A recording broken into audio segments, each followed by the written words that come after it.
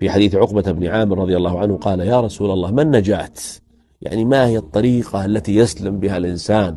وذلك في زمن، انظر ذلك الزمن، لا فيه تويتر ولا فيه فيسبوك ولا فيه يوتيوب ولا فيه وسائط ولا فيه بلوتوث ولا فيه فضائيات ولا فيه مجالس، يعني مع قلة ذات اليد ومحدودية النعم في الحياة.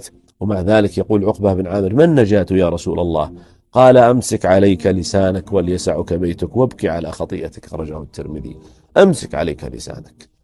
اليوم الإنسان ما عاد حتى لسانه يكفيه، يكتب بلسانه ثم يحرر ما نطق به لسانه بيده على تويتر، ثم يرسله للناس ويطلب منهم رتويته وتغريده وإعادته ونشره، كالذي يقول: أرجوكم لا تبقوا عندي حسنة، من عنده سيئة فأنا مستعد أن أحملها من خلال حسابي بهذا المعرف. ما الذي أصاب الناس ليتسلطوا على أنفسهم وعلى حسناتهم؟